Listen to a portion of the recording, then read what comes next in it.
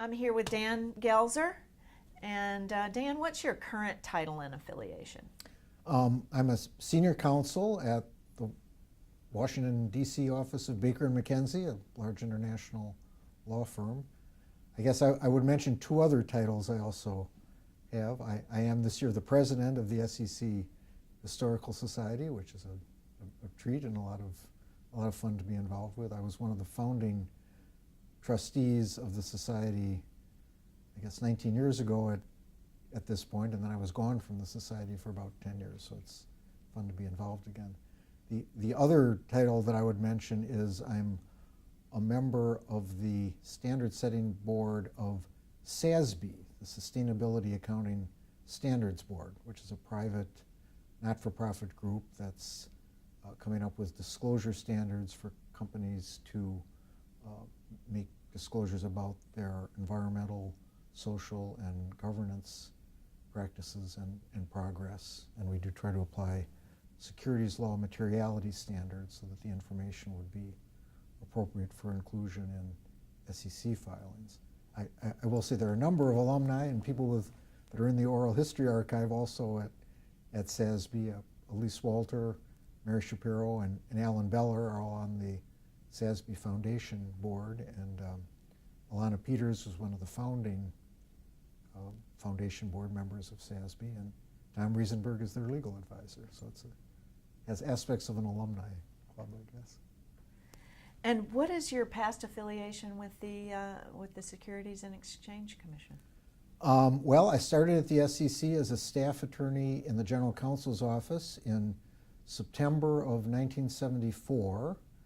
I arrived in Washington in August of 1974 on the same day that Richard Nixon resigned and left town, so I always can remember it that way, but I'd clerked for a federal judge. Other than that, was pretty much straight out of law school. When I came to the commission, Larry Neerheim was the general counsel, so I worked for him initially. And shortly after that, Harvey Pitt became general counsel. I moved to the chairman's office as a special counsel to the chairman in 1978 when Harold Williams was chairing the commission and Ralph Ferraro was executive assistant or chief of staff to the chairman. When Ronald Reagan was elected and John Shadd became chair of the SEC, I was part of briefing John for his confirmation hearings, and he asked me to stay on as his executive assistant, which I did for a couple of years, and then he appointed me general counsel. I served as general counsel from 1983 to 1990, and then left to come to Baker & McKenzie. I mean, again, maybe I'll mention as sort of another role I had in the SEC family, I guess I would say.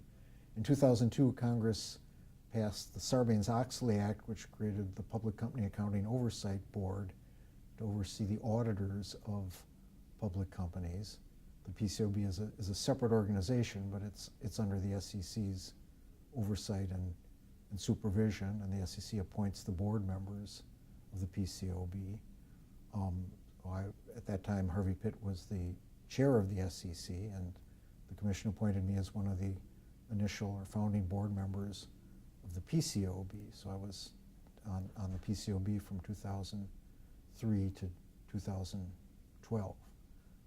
I think I always felt that being general counsel of the SEC was the greatest job that I would ever have, but being a board member of a newly created regulatory body was right up there also. They were both terrific jobs.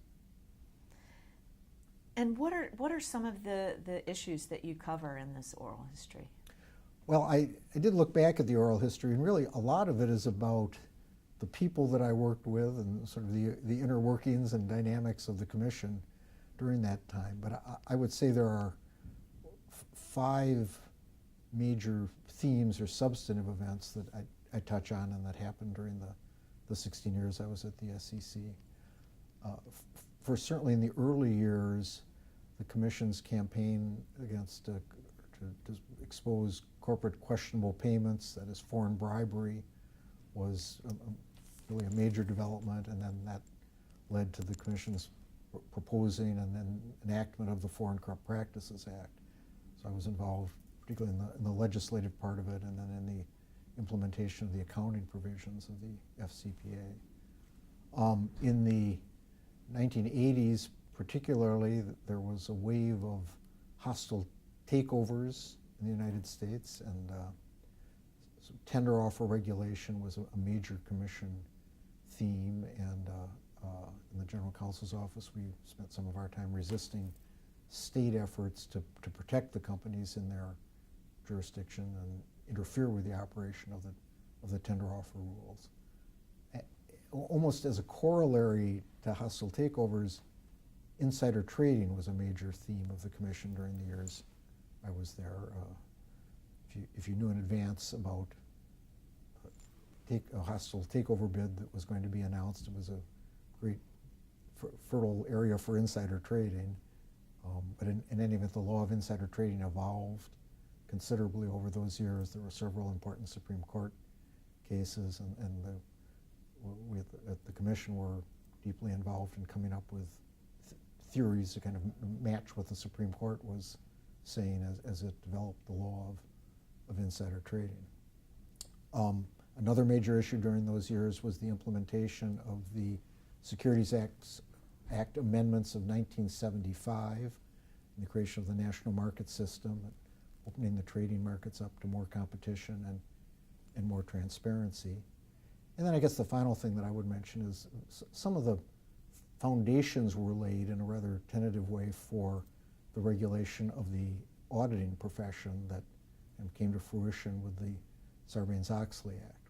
Under the pressure from the SEC, the profession created peer review of auditors. There was a group called the Public Oversight Board that was created to bring some outside oversight to the auditing profession. There were some disclosure requirements regarding non-audit services.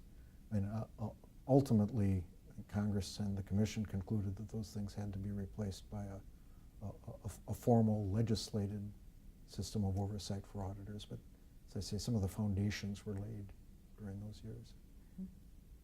And looking back on that oral history, are there any issues or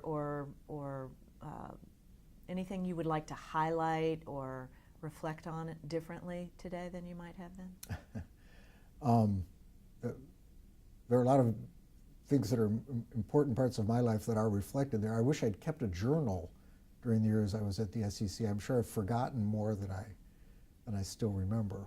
But I think the thing I would want people to take away from reading my interview, listening to it, is the sense of camaraderie, of dedication to investor protection, and just a feeling that we're the best agency in Washington that we had in those years. It was a very challenging and stimulating place to work. I worked with some of the smartest and most enthusiastic people I've ever met in my life, and that's what I would highlight.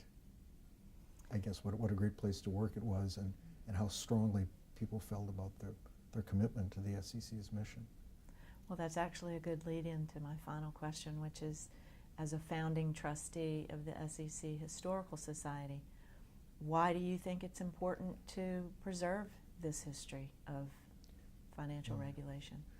Well, I suppose the stock answer is so that people can learn from the way that issues were handled in the past. Many of the challenges in securities regulation are simply new versions of old challenges that prior commissions had to address. So there's that aspect of it. But I think really the important reason from my perspective is that for many of us, the years that we worked at the SEC were the most satisfying professionally of our careers, and the challenges we faced, the battles we won, the battles we lost, those are all things that remain important to us, and there's just sort of a basic human tendency to want to memorialize those things and create an opportunity for other people to read about them and learn about them. So you know, the substantive development of securities law, you could learn that in other places, but I think the Historical Society provides a little bit of a window into the human side of the SEC, or more broadly, financial regulation generally. Terrific. Thank you, Dan. Okay, thank you.